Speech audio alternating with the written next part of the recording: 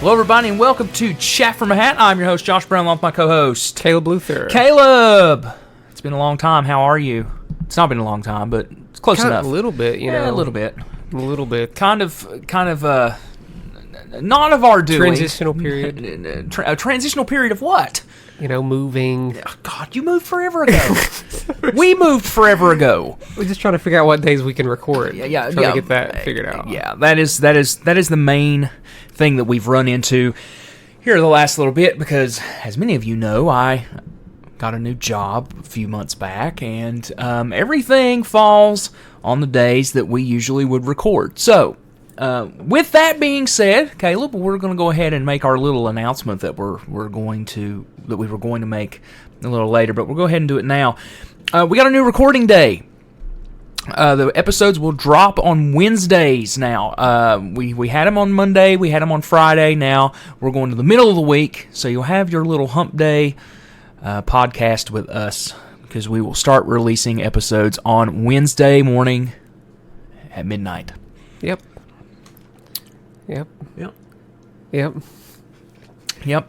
I hear the applause now from everybody. That's what we were waiting for. Yeah, that's what we were waiting for. Yeah. Thank you, Nancy. Thank you, Officer Nancy. Yeah.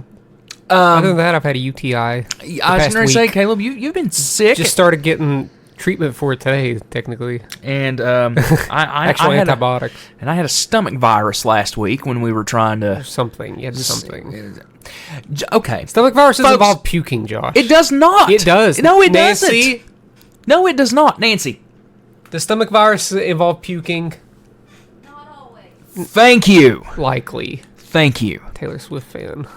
Say it to my face, Caleb. I don't know how that has anything to do with stomach It virus. doesn't. Caleb, I've seen your TikTok lately, and you've been on this bashing Taylor Swift. No, I haven't. Kick. I have one. I have one TikTok. You've been this bashing and Taylor you know what? Swift I kick. finally reached the right side of TikTok to where I didn't have people like, you're just a hater.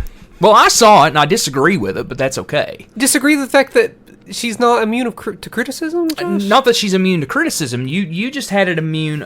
Your basis of being immune to criticism was because she was a billionaire.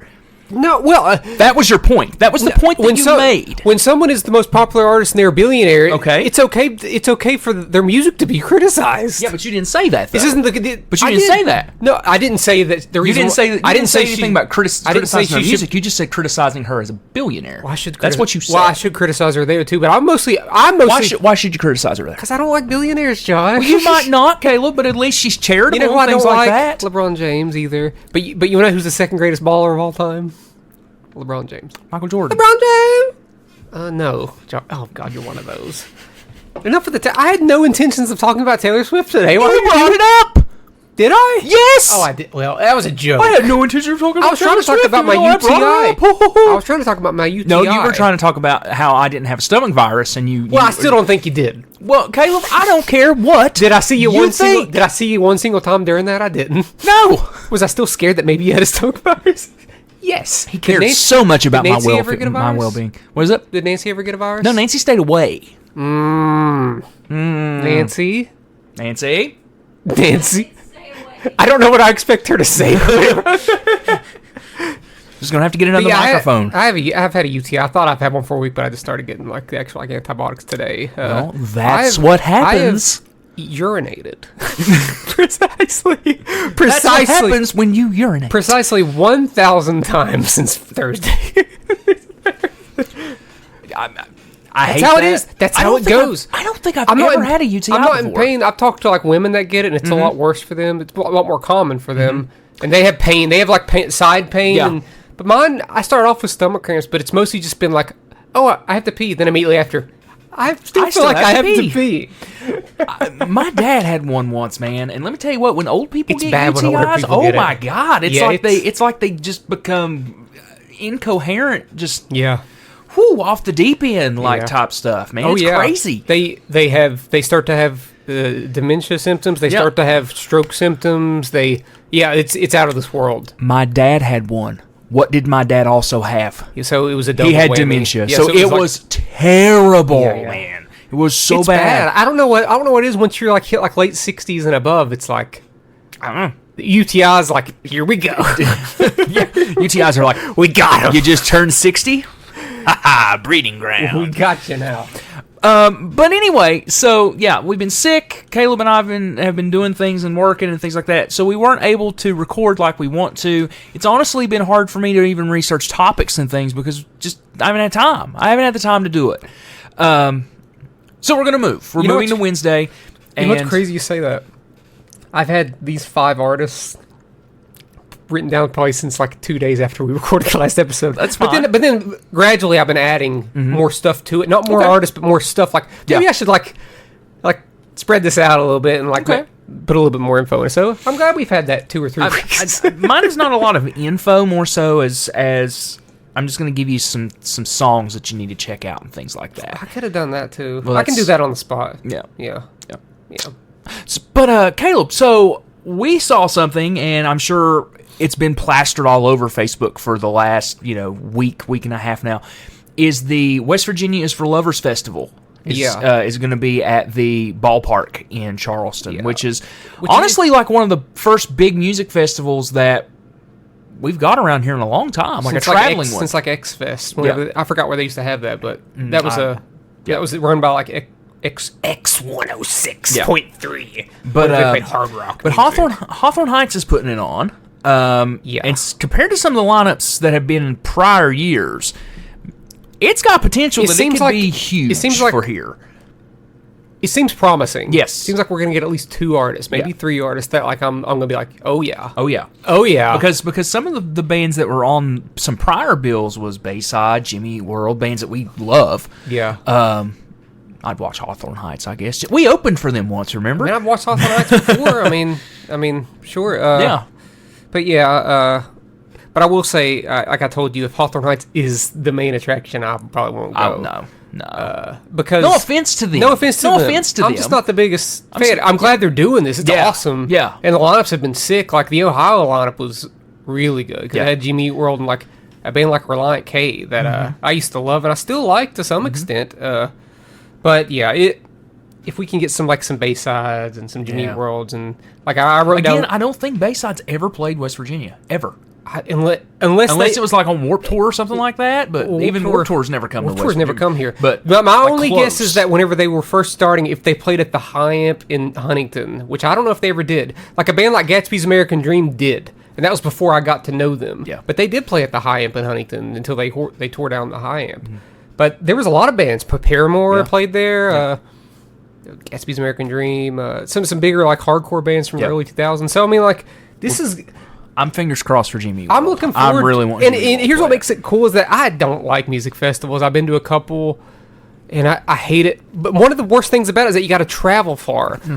The fact that it's an hour away makes it so much easier. Well, and on top of that too is that we know Charleston like the back of our hand. Yeah, it's going to be easy. So we know where to park. We know where to be. We know where to be at what time. And maybe it won't be as stressful. Actually, this might add to stress depending on who's there. But it might not be as stressful that you're going to see a lot of faces in that audience, and you're not going to feel as like worried about who you're around. Like, oh God, who are these people that are around me? That's a big I hate that about festivals that you're kind of like packed in outside. But and the thing about the ballpark is that it's small. Yeah. So if the seats are open, there's not gonna be a bad seat in that house. Another good thing is that it doesn't seem like it's gonna seem like it definitely seems like one stage, right? Like it'll have to be one. So stage. you won't miss any acts. You won't be running somewhere to see other acts. You'll be able to see all the acts. If I had to take a guess, I would say that it will probably start at noon. And go all the way until Look like there's about 12 or 13 acts maybe. So some acts will be like 20 minutes. Sure. But the lower acts. Backline them amplifiers, boys. That ain't gonna happen. I mean, it might. A lot of bands don't use the amplifiers anymore. They use the digital thing that can mimic amplifiers, and I don't blame them. It is more convenient. It just doesn't look as cool. No. If I'm not mistaken, I think Bayside might do that now. Jimmy Eat World definitely does that now. Yeah. I remember they did their rig rundown. Yeah. Like, we just run everything through this, and like everything that you can duplicate any kind of sound you need. I'm like, okay, I get Y'all it. are faking it. You bunch of fakers. It sounds good. I get it. But yeah, I'm really fingers. Listen, here's the thing. Fingers crossed. If Jimmy Eat World's there, I'm there, dude. If Jimmy World or Bayside's there, well, I'm just saying if Jimmy Eat World, if they're the only band that I like, if they're the only band there, I'll go. But I don't think that's gonna be the case. I think at least for me personally, I think there will be at least 3 bands that I'm Yeah. like, oh, this is cool. Maybe not you. You wasn't as into the scene, but you like Bayside Jimmy Eat World. Yeah. And there's probably a couple other bands you. I mean, here's the thing. You'd watch Thursday. Sure. Yeah. I'd watch Thursday. Yeah. And they've been on a couple of Yeah. these, so like. Dude, it's possible that I mean, this could be a dream scenario festival for us. It could really be. could. It Yeah. really could, and it would be It has in the our potential. backyard, literally Yeah, in for our real. backyard. I know Nancy. Who did you say that you were hoping would be on it? Was it Reliant K? Yeah, Nancy's really hoping for. Yeah, dude, I'd 'cause- love that. I just, here I am already complaining. I hope they play the good songs. Hope they. No offense, I hope they don't play the God, the Jesus stuff. You know what I hope? You know what I hope? I hope that Jimmy Eat World's on it, and they don't play a festival set. They play Clarity all the way through. Well, I saw That would be cool. I saw one of their set lists from one of the other Is for Lover festivals. It was good. It was solid. Oh, yeah. We've seen all those songs played live before by They're them. still but- solid. And if they are there, it will be the second time I've seen them this year because I'm seeing them in late March Yeah. with Fall Out Boy. So cool. Which will be a good show, hopefully. I think so. Yeah. Yeah. So his ticket prices, I couldn't justify it. Could not justify it. That's the most I've ever paid for a single concert ticket, but But at the same time, $100. At the I same paid time, though, $100. you are getting you're paying for 2 acts. I'm paying for pretty 4 much. acts. Well, no, I'm saying the 2 acts. That Oh, you, yeah. That you are. Well, I mean, Hot Mulligan's going to be there, and they're big. I'm just not into them, Yeah. but they are big. As an emo band, they're big. So, Caleb, let's see. Was there anything else that we I mean, there's needed been to... a bunch, but it's past. Hey, the Grammys The happened. Grammys was so long ago. The Sammys. The Sammys were so long I've gotten ago. completely over the Grammys. I don't care I know anymore. I know you're so upset that Taylor Swift won another I'm not. album of the year. I'm not upset. It was expected. I mean, that's what she does. She's got 4 of them, so it's like whenever she's up there nominated, there's like a 60% chance she's gonna win. Probably. The Chiefs won the Super Bowl. What do you think about the potential AI leaks of Taylor Swift songs? Do you think they're real or AI? I'm being dead What are serious. you talking about? There's a clip of her of the Fortnite song that has her and Post Malone in it. And it sounds real. It sounds real. Oh, they're the thing you sent us. Yeah, there's a version of it that you hear 2 people listening to. People are like, "Is that Taylor and Jack Antonoff?" Then there's an actual the actual version of it. And I kind of hope that it's real because it actually sounds good. You know, And if it isn't real, she should go back and make it sound like Here's that. the thing, and I've said this to Nancy in the past. I don't think leaks are happening. I don't think leaks. No, are they do it happening. on purpose. I think Taylor's doing it herself. That's what I'm hoping that they did. Or this- someone if close that's- to Taylor If that's is doing AI, that's some good AI. Well. That's some really good because it sounds exactly like a Taylor Swift melody. Her lyrics, it sounds exactly like Post Malone. So I actually kind That's of. what I'm saying. It's like I kind of like the sound of that one. Actually, so. I think Taylor leaks some of the stuff on her own just to create Everybody does. a little bit of publicity. Yeah. Granted, she doesn't need to create the publicity. She doesn't need to, but it keeps her in the headlines constantly. Taylor can't come to the phone right now. Why? Because she's dead. Oh, look what you made me do. Look what you made me do. That's still her worst song. It's her worst song. I will take that to my grave. That is her worst song. And you know what? Reputation would probably be a top 5 album or a top 3 album maybe, From her. if not from that. If not for that song. I still But that think it's the pulls worst. that literally pulls that album down Okay. so much. That's enough Taylor And talk. Nancy's in there going, "What? That's enough Taylor How talk, dare okay? you?" That's enough, okay? We all know SZA should have won Album of the Year, but she didn't. Okay? That's how the cookie crumbles, okay? Well, We all know Boy Genius should have won also, both of them. We all know Foo Fighters should have won Rock Album. Fighters. But Paramore had to come in and break history. yep. Good for them. What history did they break? I think it was the first rock album winner with a female led vocalist. Oh, yeah, If I'm not mistaken. I think you're right. Yeah, Nancy said yeah. Which is cool. I did like that's my favorite Paramore album. So Well, here we go. Caleb, the last show that we talked about was our favorite film franchises, and we had some people comment saying that Star Wars and Indiana Jones. One person commented saying that the Fast and the Furious franchise was their favorite. I'm sorry that's your favorite. I've never watched it, so Yeah. No, I'm kidding. Y'all can like what you want to like. We don't care. except for Fast and the Furious, because they are I heard some of those are pretty fun. garbage. I don't Well, I know. heard some of them I don't pretty know if fun. They are, dude. I've never watched them. Anyway, Caleb, we are talking about bands today that we think are underrated or underappreciated. Appreciated. So, I would say most of mine fall under the underappreciated one. I would say mine as well. I got one that I think is definitely underrated, but the rest are probably more fit in line with the underappreciated label. Sure. Okay, so Caleb, as always, we will let you go first. Okay. We'll take a little break. We'll take a breaksy. Little breaksy poo. Little breaky poo. All right, Caleb, we are back from our little breaky poo to check on everything like we always do. You all have gotten used to that by now. We haven't, though, because, you know, you never PTSD. know. The PTSD is strong. Audio defects. I think I need to get some anxiety medication for that. Just for the Just audio. for that. Caleb, I'm going to let you go first, like always. Let me tell you what I did. Okay, what'd you do? I didn't tell you what I did because I wanted to be Okay. unique, and I could have told you, oh and we could have aligned here. Oh, boy. But I didn't want to do that. Here's what I Wing did. Okay. I did an artist from the 70s.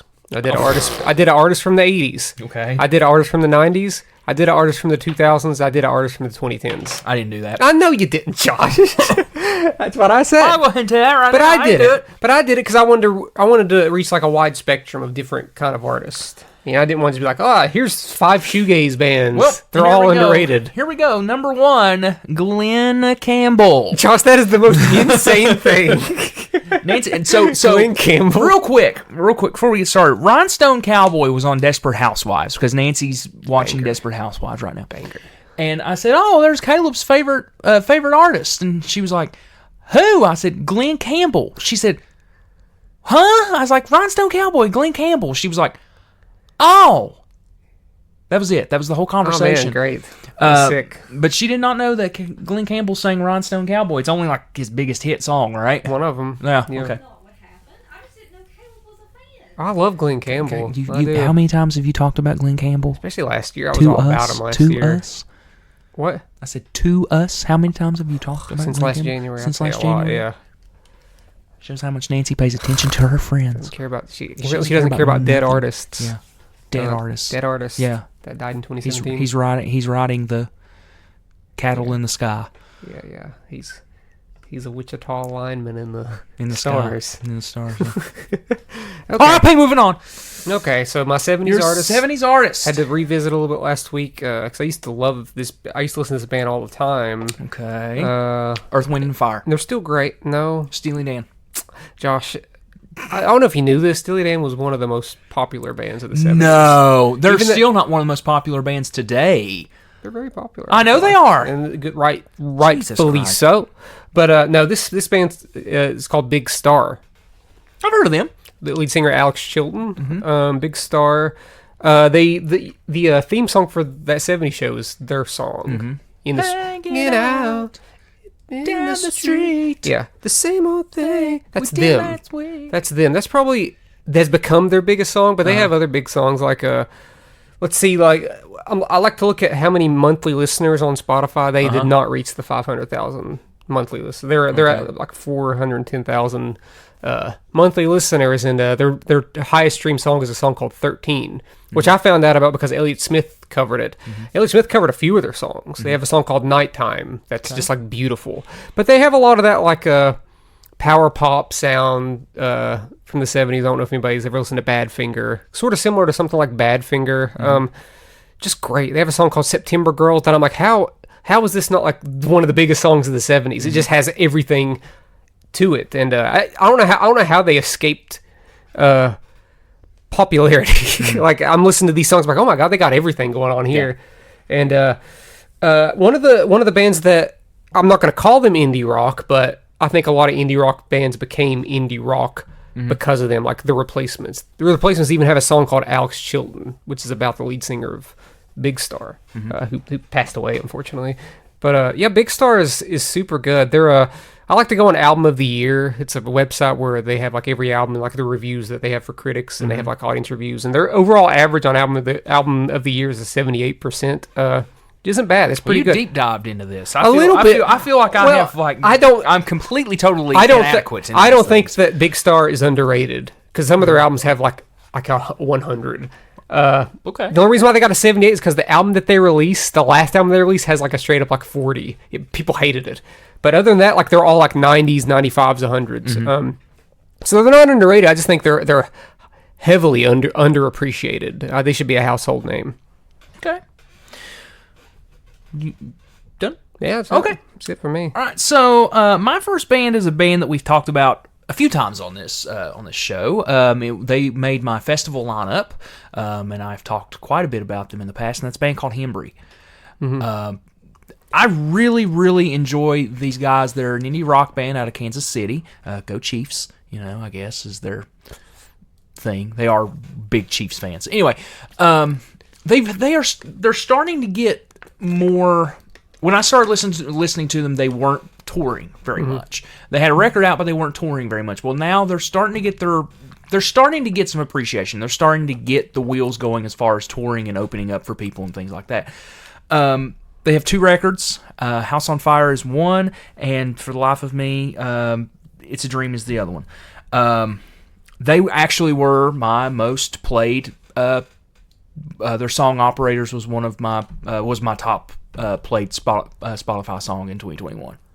So that it's a while ago. Yeah, damn good song too. Damn good song. But yeah, it's one of those bands where you can't really understand the vocals sometimes, just because of the production. But definitely worth checking out if you're into indie rock. You've Indie listened rock to or them. indie pop? What do you think it leans more towards? Is it rockin' or is it more of like... their first record's a little more indie rock, but Dance I think rock.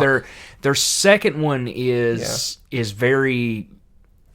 I don't want to say dreamscapey, but it does. Some of the songs do have some dream pop elements in it, I would say. But yeah, I think they're worth a listen. I think they're very underappreciated and very underrated because I don't think I've ever seen a review for any of their records ever. Have you got an album of the year? No. Do you want to check real quick? That's where you'll find it, Josh. Do you want to check real quick? You want me to check? Yeah. Check Okay. album of the year. Keep talking about Hembry. I'll check. Let's see. Let's see those 40s they come. If they have 40s, then I'm going to be. You're gonna be like, well, I guess I can't like them. I'm going to be like, no. I'm just going to be like, you know what? They're wrong. They're wrong. They are wrong. But definitely worth checking them out. I would listen to House on Fire before listening to It's a Dream because I was not a huge fan of It's a Dream when it first came out. It's grown on me. It's grown on me a lot, actually. But Hembry, 2 E's. Hembry, Hembree. And you have nothing.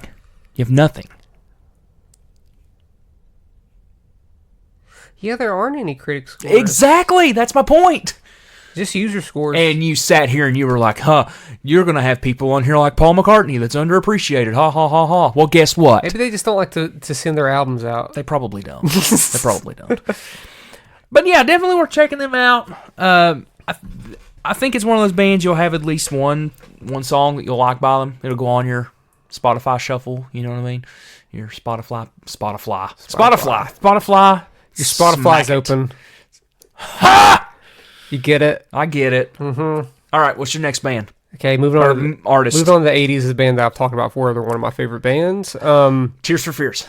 No, they are not underrated or underappreciated, Okay. Josh. My Sorry. God. Sorry. Good God. Sorry. This is the most popular band on here. Judging strictly by monthly listeners on Spotify alone, this seems to be my most popular artist on here, and that's XTC. Okay. Okay. I've talked about them before. I disagree, but okay. You disagree? About what? I think they're perfectly appreciated and perfectly rated. No, they are not. I'm just They kidding. are not. I'm kidding. Would you have known who they were if I didn't bring them up? I had heard Dear God before. Like before that. Okay. Like long time That's ago. where I heard it. Long time ago. See, Dear God may be the only song that people know by XTC. Yeah. Then they don't have another song that sounds like Dear Nope. God. Nope. Nope. Very like their early stuff is very post-punk. Then they went more of a post-punk / new wave sound, and then they started to sound psychedelic. And then they really like went into the different. I'm not saying that the times changed their music. Like they didn't like oh, we got to make a new wave album now. Okay. They just progressed as a band. Every album sort of has a different sound to it. Even on albums alone, songs will sound different on an album. You're like, is this the same band doing this? And they made a career off of that, just making like really solid pop songs is what they got. They're kind of like rock songs, but they didn't rock hard. It's just technical, like artsy pop, art pop, with a clear influence from both Paul McCartney and Brian Wilson when it comes to the songwriting, especially in their later stuff when they started to get more into the Baroque rock and Baroque pop with the orchestras and stuff like that.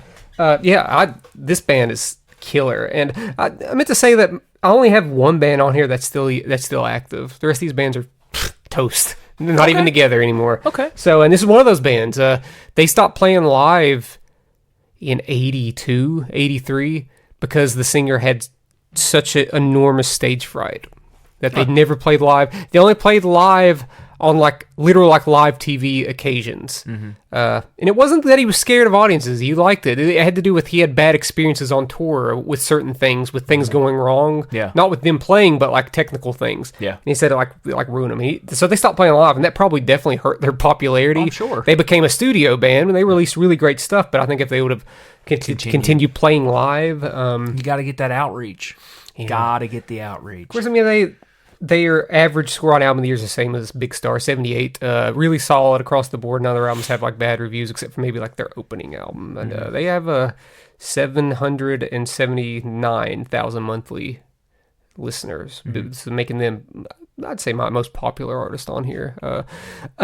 I'd say slightly underrated, but mostly underappreciated because I think that they're the best. I think that they're the best band of the 80s. Straight up, I think that they're the best, and they're one of my favorite bands. So. Okay.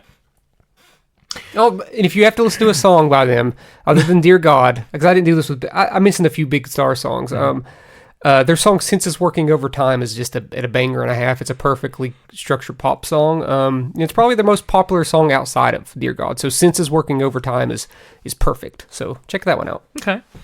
Now, if this band is on your list, then you can help me talk about it. And you're probably going to help me talk about it anyway because you are a bigger fan of this band than I am. But I still think that they are greatly, greatly underappreciated as a band and need to have a bigger following than what they do. And that's a band called Cursive. I got Cursive. Yeah. I had them in the 2000s. Yeah. Cursive, without question, is one of the best indie rock bands, I would say, of all time. I'd say they're in the top. The fact that they three. breached into so many different genres, so you could call them an indie rock band. But if you want to dive deep, and even some of the more recent stuff, very emo. Yeah. They could be called an emo band. They could be called a post-hardcore band. They could be called an art rock band, an indie rock band. There's a lot of things going on there. And man, are they so good live? Yeah, they're awesome. My God, dude. Yeah, from a musician standpoint, they're one of the best live bands I've ever got to see live. Seriously, yeah, I've seen them more than any other band. Yeah. I've seen them 5 or 6 times. Dude, our trip to Pittsburgh, when we saw them in Pittsburgh, and we were right in the front. Man, that's one of the best. It was one of the best concerts experiences I've ever had. My fandom for Cursive went on so long that I got to watch them when they didn't.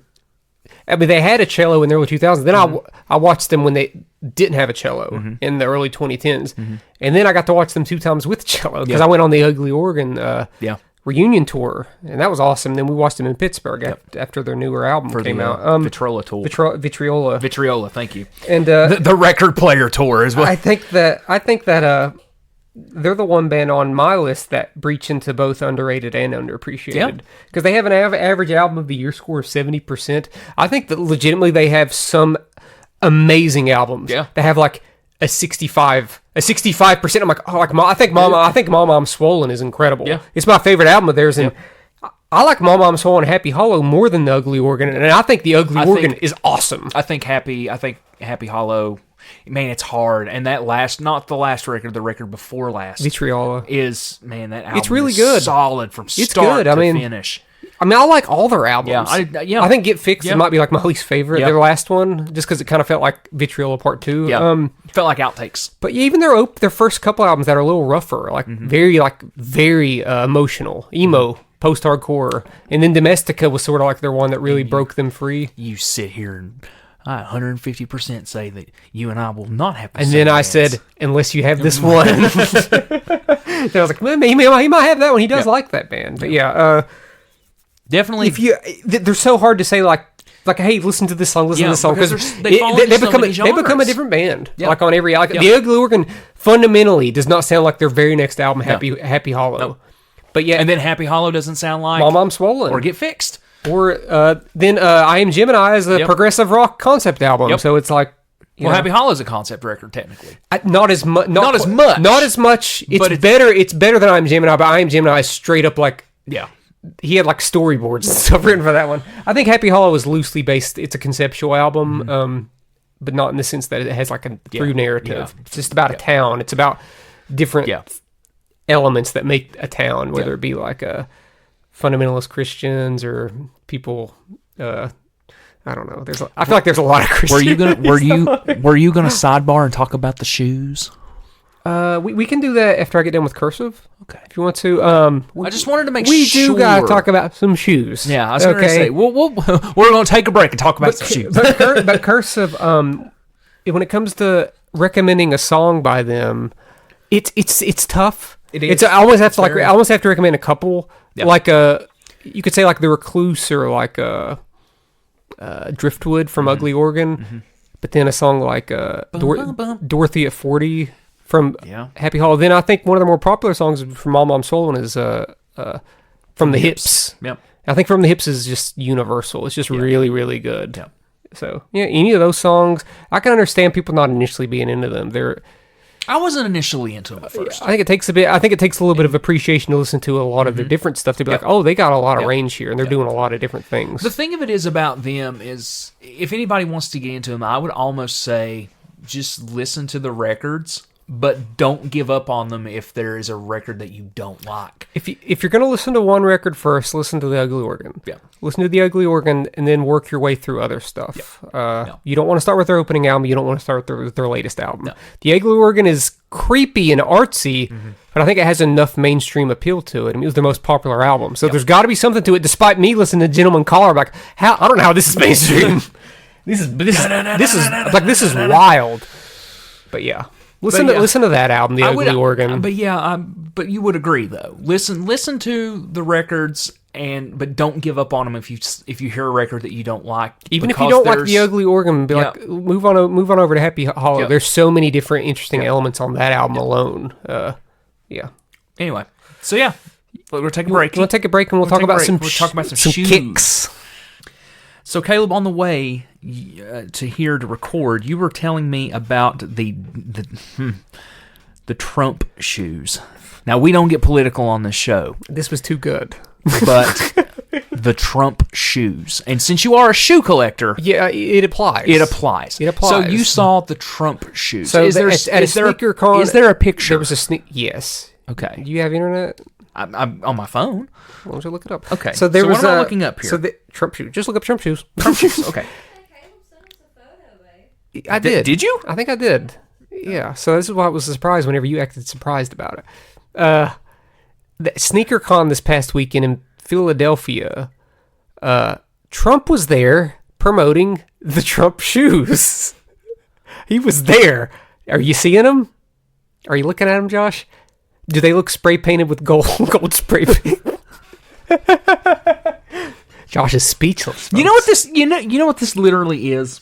They were going for like $400. Do you know what? But do you know what this is? What is it, Josh?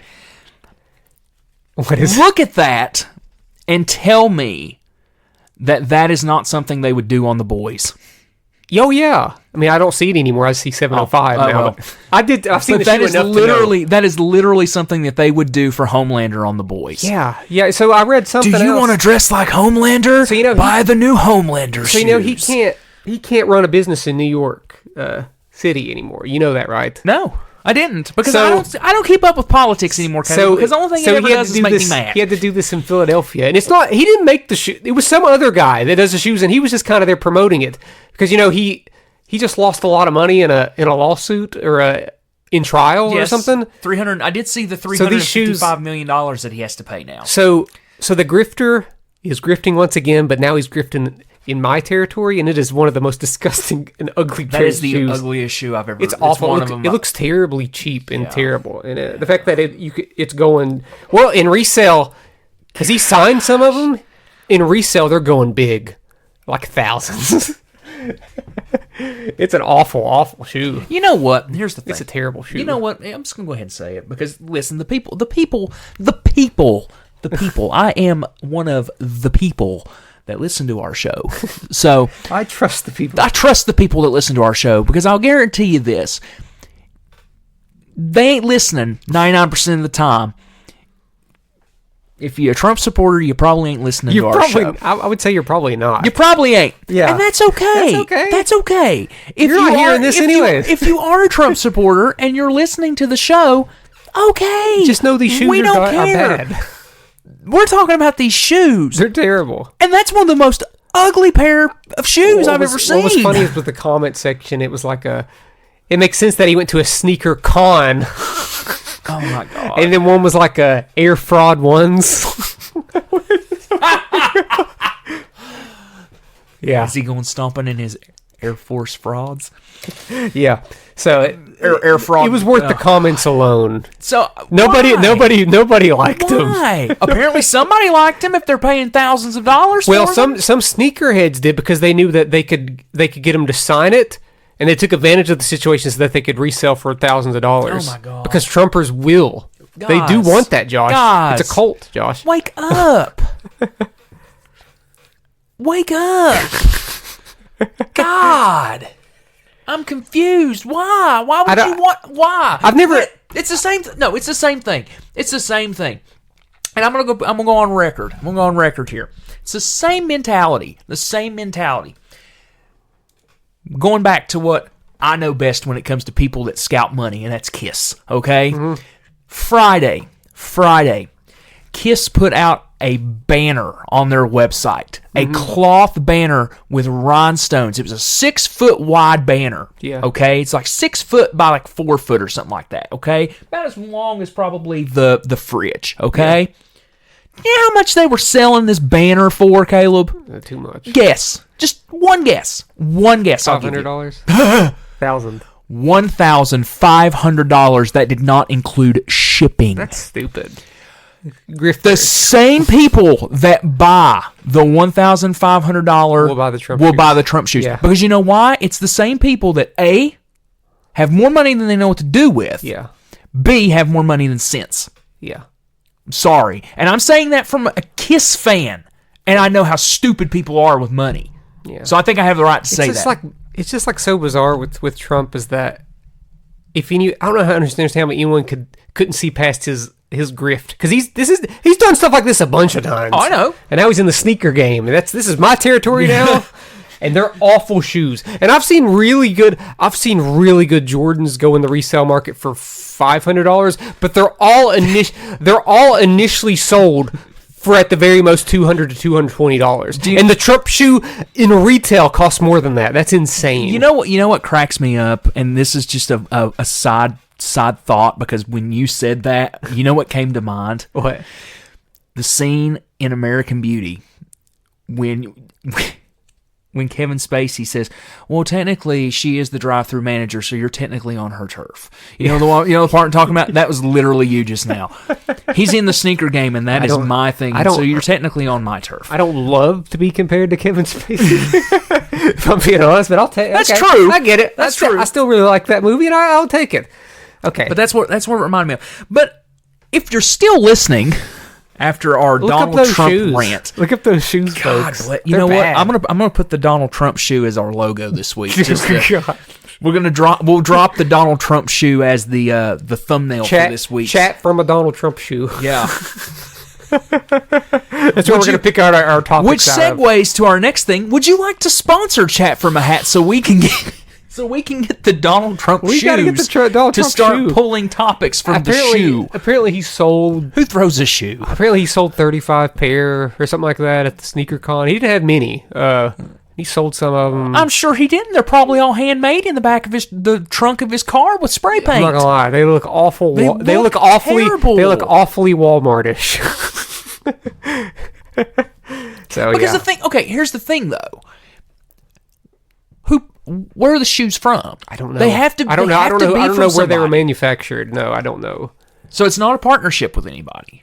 There was a maker, and Trump's not even like the owner or anything like that. But somehow they got Trump to come there and like promote the sneakers. My guess is that he's gonna be getting some money from it probably somehow. So I'm all right. I'm just flabbergasted. I don't even want to be here anymore. Back to underrated and underappreciated. I don't want to be here anymore. Well, too bad. So if you're still listening, Sorry, I thank ruined you. your day with Trump shoes. If you're still listening, thank you. And if you're still listening, well, we don't get political on this show ever. But That wasn't necessarily the one political. time, That was just dumb stuff. I mean, that was come pretty on. dumb. If any politician pulled something like that. Oh yeah, absolutely. My gosh. Because that's just they're hideous. If If they Biden- were good looking if Joe- shoes, if Joe- I'd give him props Joe if they Biden- were good looking shoes. They're awful, though. They're but the they worst. look like shit. They're awful. They look literally like shit. awful. You know what it reminds me of? It reminds me of those guys, those like people that either like stay still as statues in big cities. Oh my god, That's what those shoes remind me the of. living statues. The living statues. Yep. Yeah, it reminds me of that a little bit. error. Okay, so All right. you want me to go since we? or We you with wanna that go? cursive? Yeah, go ahead. Go ahead. I'm on the '90s now, Okay. which is we all know is my era. Okay. Is my favorite decade of music. So I Okay. wanted to. I wanted to get the Trump shoes off of my. I wanted to go to. I wanted to dive into shoegaze in the '90s because that's where that genre became a thing, and it kind of stayed there. Even though you still get some shoegaze stuff today, the best it was ever was in the '90s. So I wanted to highlight a shoegaze band Okay. that I found to be probably the most underappreciated. Okay. You got the My Bloody Valentines, you got the Lushes, you got the Slow Dives, but then you got a band called Pale Saints, Okay. who I put them up against any of them. Okay. Honest to God, especially their album "In Ribbons" is one of my favorite albums of all time. And they're only averaging about 250,700 monthly listeners on Spotify. Okay. So when it comes to shoegaze, or at least the shoegaze bands that a lot of people consider the pioneers of shoegaze, they're low. They're low. But they have an average score on album of the year of an 80%. Their first two albums particularly have a 90. And their last album, which I think is a little bit underrated, has a 50. It only had one review and they gave it a 50. I'm like, oh, that's a cheap shot. That's a lot better than that. But I don't know. I think that they're just an awesome band. I'd love for them to come back and like sort of have a resurgence as a band because they were definitely underappreciated, properly rated for the most part, except for that 50 they got on the last album. I think pretty much properly rated, but when it comes to shoegaze, underrated. When it just comes to being a rock band in general, gosh, like when it comes to overall '90s rock bands, they're low. They're so low. But when it comes to shoegaze, also they're a little low. So I recommend Pale Saints. My favorite song by them is called "Hunted," and it's just straight up one of my favorite songs of all time. I think it's the best shoegaze song of all time. "Hunted" by Pale Saints. So I recommend that one. I find them to be a really, really accessible shoegaze band. There's nothing too outrageous or experimental about their music. Okay. Cool. Your turn. Well, I'm going with a person that some people may think that she's pretty rated where she's at, but I don't hear people talk about her compared to her soon-to-be ex-husband. And my next person is Amanda Shires. Okay. Amanda Shires has a voice that is very... I think it's a unique voice. Of course, every voice is unique, but there's times when Amanda Shires can sing and it sounds like an angel, and sometimes she sings and it sounds like she just swallowed a whole cup of gasoline. Her last album, Take It Like a Man, which we got to go see her play, correct, Nancy? Yes. She played that in its entirety at the V Club. Of course, she's known for, like I said, with being formerly married to Jason Isbell, which they're getting a divorce, unfortunately for them. But she was a member of the 400 unit for a while. She had her own solo career, but she was always overshadowed by that band, in a sense. People that knew Jason Isbell knew she was part of that, but a lot of people didn't know she had a solo career. Yeah. I think she's definitely underrated and underappreciated because I don't hear anybody ever really talk about her, especially around here, but she had a good following at the V Club, and there was a lot of people there to see her at the V Club, but case in point, were they there to see her because of her, or were they there to see her because of her association with Jason Isbell? Yeah. And she's a better artist than the association with Jason Isbell. That's just me, though. I would definitely listen to the album Take It Like a Man from start to finish, honestly. I can't pick a singular song off of it because it is literally this woman pouring her heart out about her marriage on a record. And her ex-husband plays on that record and plays guitar on that record. So, yeah, definitely worth listening to. And she's very creative, like a very creative lyricist too. So yeah, Amanda Shires. That's my next person. Cool. This is my last one. Your last one is 5. Caleb. I thought we were doing 5. Yeah, we are doing. Okay, geez, this is 2010s. Okay. I think 2020s. Oh, no, If an artist is just coming new in 2020s, they haven't had enough time to be underrated, really. So 2010s. I can make the argument, at least for myself, for my own personal beliefs, that this is the most underappreciated band of all time. Okay. Judging by how they're not a band anymore, they suffered. I firsthand watched them play live several times, and there was like nobody there.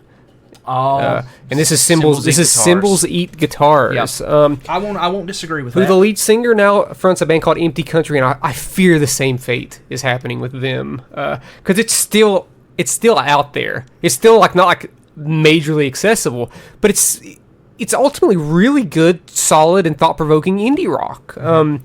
I got into Symbols Eat Guitars when they played with Cursive, band we talked about a little earlier, in Lexington. I vaguely knew them, and they blew me away. That's only happened twice where I watched an opening act where I'm like, man, they're kind of like upstaging the main act. And I'm into it. And that was Meatwave. And that was no.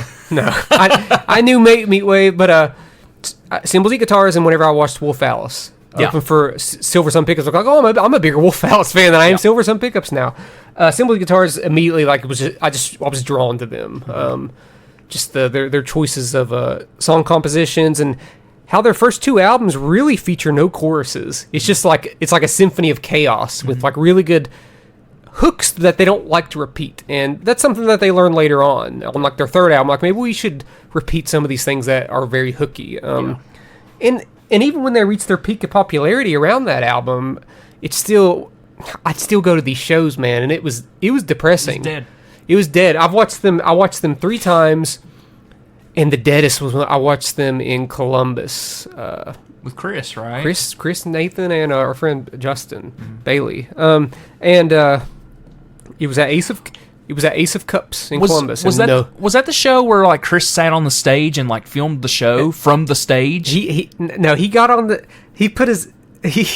Chris sort of like got a little too comfortable and had the camera like right in the singer's face, and the singer was like, move this camera. Oh. I was like, dude, I'm with him. But like, you're right up in his grill, bro. Chris. But we got into that show for free. That was a show that I told them on Twitter. I was like, hey, we're traveling from West Virginia to come watch you guys, and they put us on the guest list. Oh, that's cool. And I'm not sure if anybody else was there because they were fans. I think people were there because there was a show in town. Yeah. I was there because I'm and that was before their album Lose came out, and they played. So I got into all the Lose songs before that album came out. I knew all those songs, and that was awesome. But their album Lose came out, and they did gain a little bit of popularity, but still not. I watched them after that album came out, and I could still count like maybe 100 people tops inside of like a small room. But they broke up in 2017 very, very quietly. They broke up so quietly that I didn't know they broke up till 2 years after that. I was like, where are they at? And then I saw that he has a new act. I'm like, well, I guess I'm just transitioning to this now. Well, the thing of it is that even on like his Instagram page and stuff, it just kind of like eclipsed into this other. Yeah, into the other band. Well, Empty Country, if you get into Symbols Eat Guitars, the good news is that Empty Country is an amazing, it's a great follow-up. Yeah. Because it still kind of sounds like Symbols Eat Guitars, just a little bit more experimentation, a little bit more nuance, hookier, still long songs and still madness when he wants to, but I just think it's incredible. And it's one of the things where I can see where people wouldn't like it. Yeah. Because it's a voice that some people is not going to appeal to some people. But I say just guide yourself through it, and you'll see the passion behind the voice and how good it sounds with certain hooks. I love it. And if I had to recommend one song that embodies Symbols Eat Guitars, I'd recommend the song Jackson from Lose. It's their best song, I think. It's perfect. Yep. It has choruses, but it also dives into other things. It's about 6.5 minutes long. Yep. It's a perfect song. Very emotional. Great storytelling. A great lyricist. You you can taste the passion in every single note that they play on any album. So, Cymbals and Guitars, they have almost 11,000 monthly listeners on Spotify. So, by far the lowest out of all my bands. So, that sucks. They were my favorite band. Straight up, they were my favorite band. They beat Cursive for me. They surpassed Cursive. They're better than Cursive. But then it fell off the map. And it just sucks whenever if you're losing money on tour, you can't function as a band. You just can't. You can't. It's impossible. Yep. And they even had they even had a semi-big tour with the band Brand New, who's now a disgraced band, but the band Brand New. Big tours. But I think it was tough because while they can sort of fall into the emo territory, the fans of Brand New in like modern baseball were like, oh, we don't like this. This is a little too weird. Dude, we saw a similar situation with that when we saw Coheed and Cambria and Cursive. Yeah, it was very sick because Thank You Scientist and Cursive sort of blend. I know Thank You Scientist is crazier than Cursive, but it's still very progressive. Yeah. And Cursive is progressive, but noise rock. Yeah. And it's like the Coheed fans were not into it. They weren't. And I mean, people were turning their backs during the show. It's hard. Bands like Cursive and Cymbals and Guitars, it's hard to build them on a tour. Yeah. Which I'm glad to see that Cursive's tour with Thursday went well. It seems like an odd pairing, but they're both major players in the post-hardcore scene, at least in the early 2000s. So sometimes it just don't work. It just don't work. Sometimes. Just don't work. Which is unfortunate because I know you were big into Cymbals and Guitars. But now it kind of shaped some of our music too. Cymbals and Guitars changed me as a songwriter. The music that we played, Meet Me in the Matinee, changed after I got into them. I was like, oh, we need to be like them. We never were. No. But I got Empty Country now. Empty Country's really, really good. So, what's your last? Well, Caleb, my last one is you might feel is a stretch, but I think that this band should be playing arenas. I really do. Ghost. Yes, Ghost. And again, another band that I've talked about on this this podcast before, and it is a band that is big in our inner circle of friends. But when you talk about it to people outside, when I talk about a band and they go, "Who? I've never heard of them." Whatever, and then I have to sit there and explain the band to them. That's how I base it on Underappreciated. If you haven't even heard of the band, then, and granted, there's 90 million bands out there now. Yeah. But Shovels and Rope, dude. Okay. I think Shovels and Rope is the most underappreciated Americana act out today. And the reason being is because they literally play everything on stage themselves. The two of them. And I have never in my life, and it was seeing them was the first time I'd ever seen this on stage of Carrie sitting there and playing drums and playing keyboards with one hand and drums with her feet in the other hand and harmonica and singing at the same time. While Michael's playing guitar and doing background vocals or playing harmonica and singing. And then they switch and then he'll do that while she's playing guitar and singing, or they'll be playing the piano and doing this. It's insane the amount of coordination that these two have to be able to do that. And I would never be able to freaking do that. Ever. And they write some great fucking songs, dude. Some of their songs are so good. And there's a movie about them called The Ballad of Shovels and Rope, okay? And it is about their beginnings. They cry when they get a washer and dryer, for God's sake. Yeah. It's a feel-good story, and it's a band that I feel that many people don't appreciate. If you like Tyler Childers, if you like Jason Isbell, if you like any of these Americana bands, you got to give Shovels and Rope a chance. Yeah. They should be, to me, fall in the same exact vein as those bands. I can see because that. To me, I don't understand why you would like one and not like the other. To me, I think that they are just as good, if not better, than some of those bands on some given days, especially in a live setting, because their intimate shows that they play are great. They're fantastic, but that could translate to an arena band like Jason Isbell, like Tyler Childers. Yeah. Sorry. I think. Sorry. I'm sorry. I'm sorry if that pisses people off. I don't think it would. Well, the Americana scene is very touchy. Uppity. They're very uppity. They're very and touchy uppity. with your flannel shirts and your full beards and your Baker Boy caps and your glasses.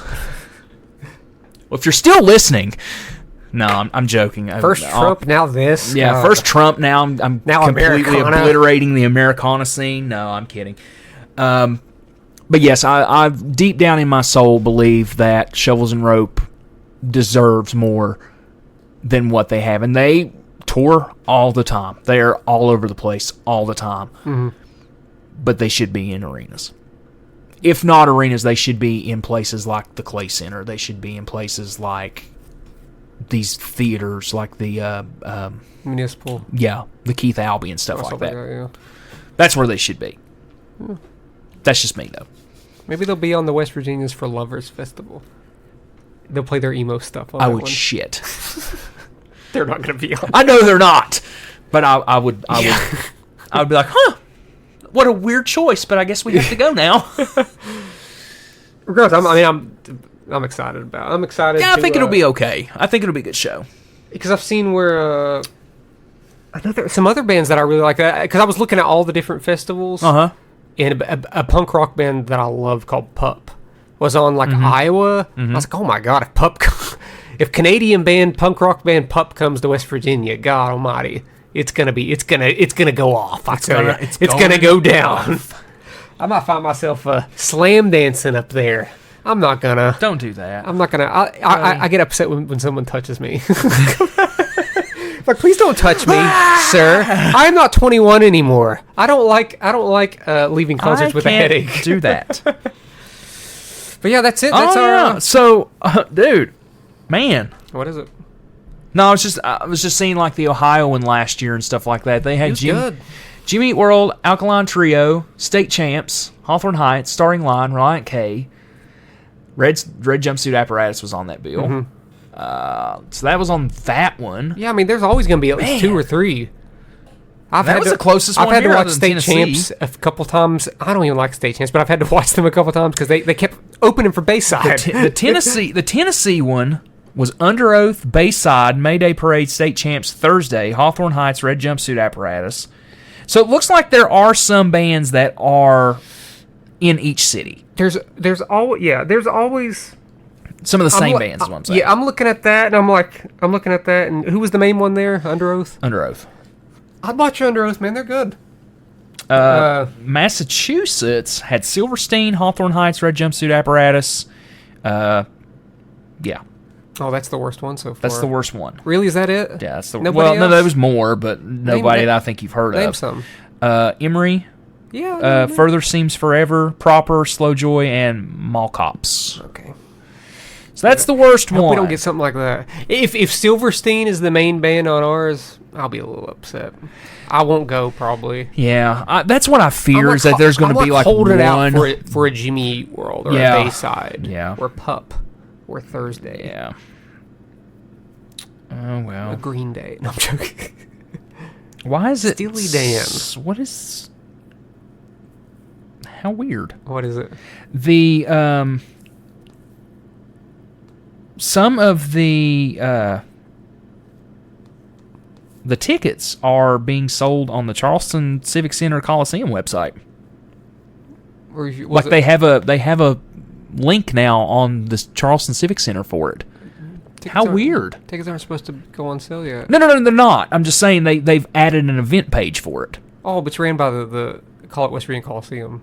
Oh, is it? Yeah. Oh, they're just having it at the ballpark. Yeah, they're having it at the okay. ballpark. Yeah, it's ran Well, through them, though.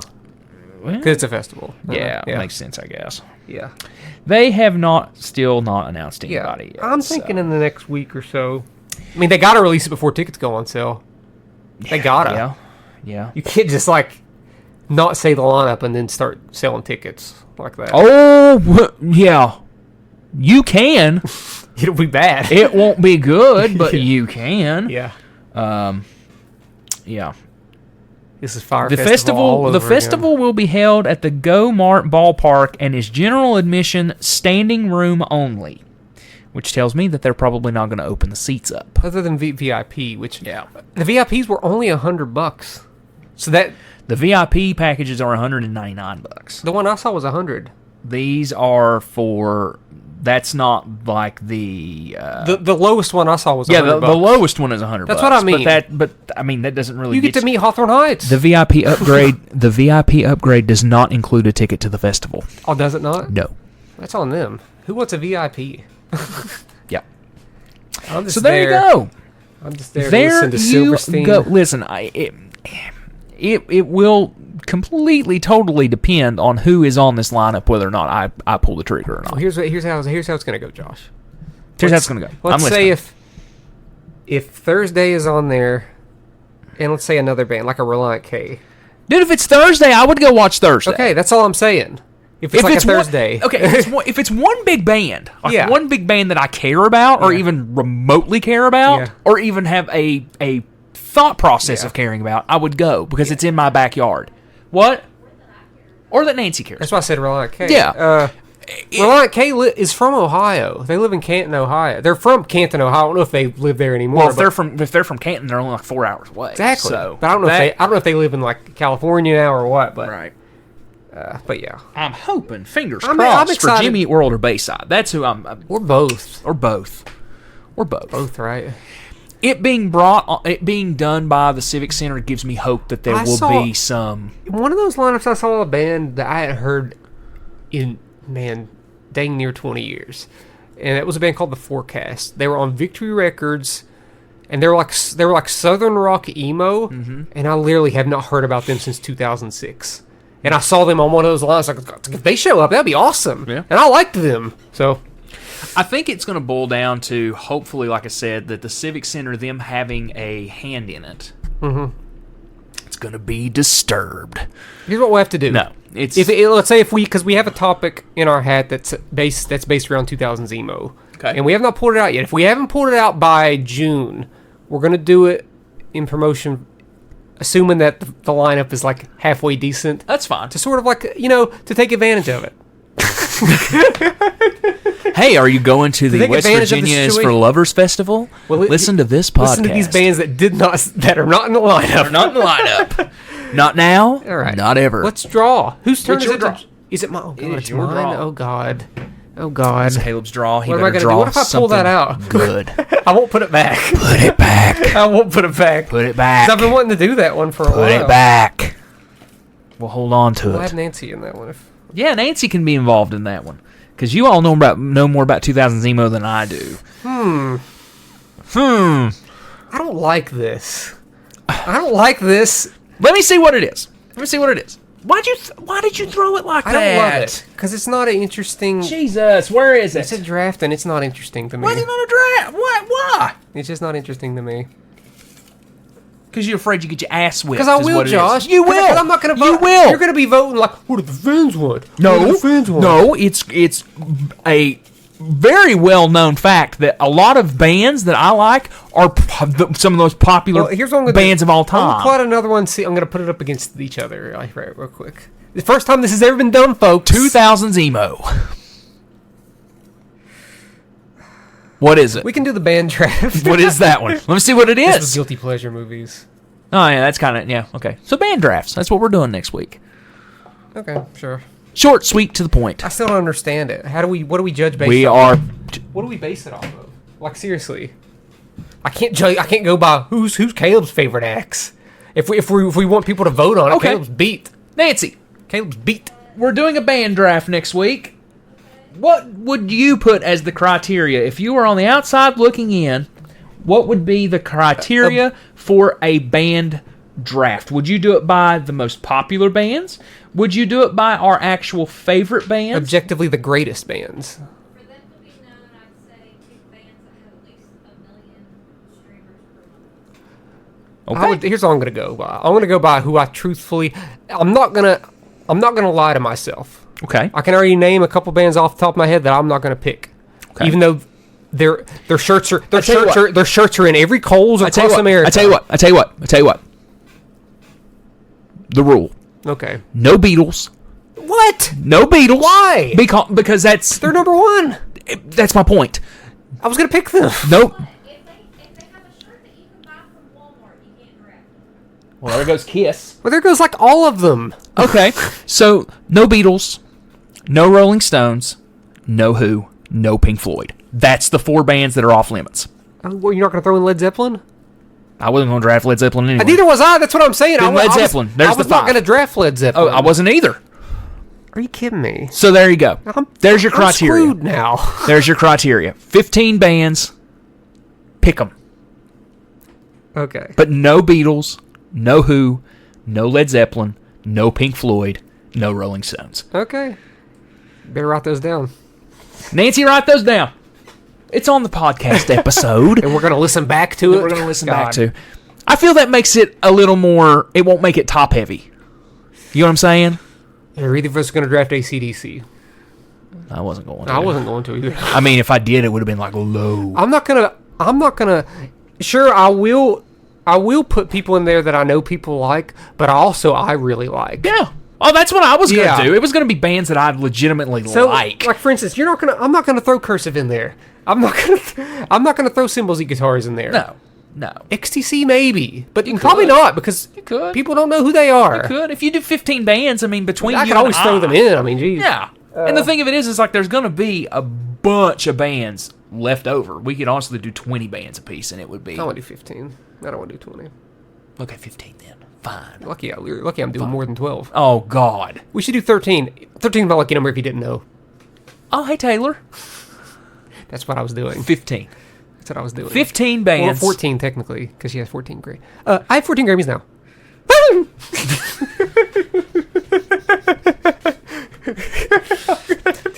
Okay. I'm going to take this moment to announce... Caleb has a new single coming out. Oh, my God! What do you think it is, a boy or a girl?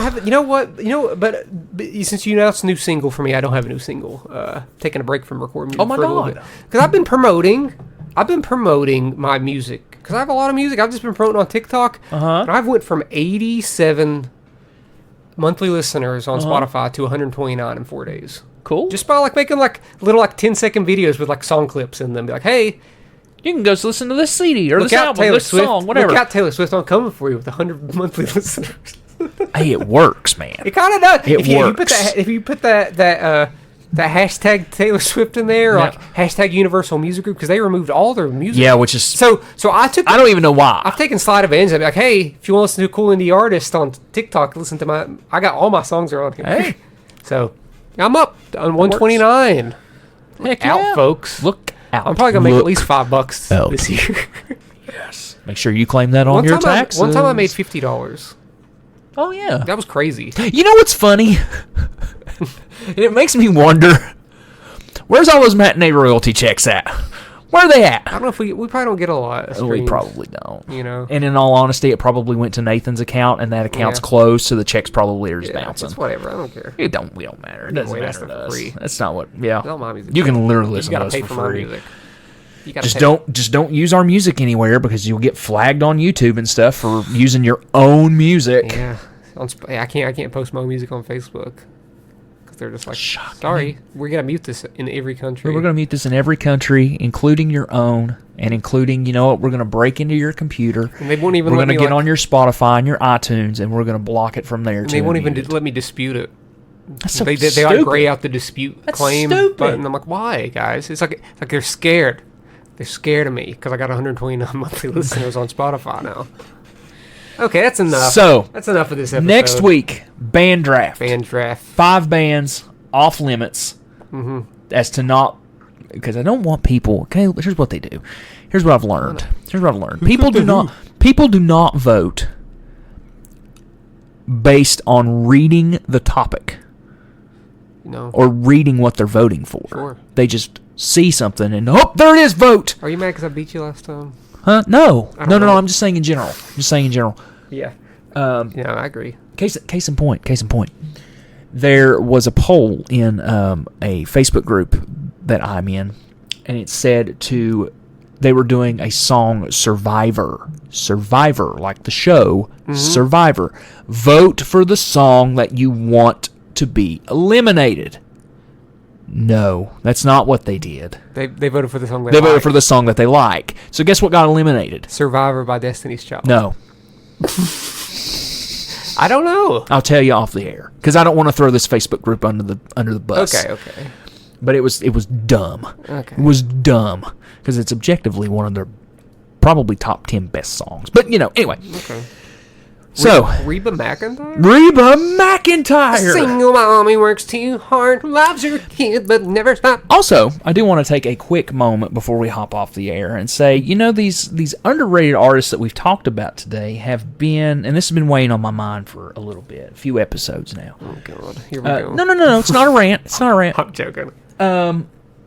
If you're listening and you are local when it comes to us in the West Virginia area, go check out local artists. Go check out Jerks. Go check out, well, they're no longer a band now. I was going to say Cassie's at Best.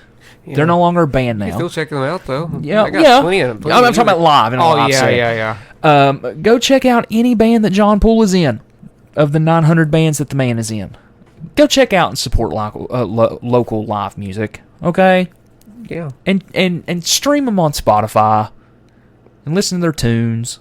Yeah. And listen to Caleb's stuff. Don't go see him live because he doesn't play live shows and he needs to. I will. I'm practicing. I'm waiting. He's waiting for you guys to do The Hive presents Caleb Luther. Okay.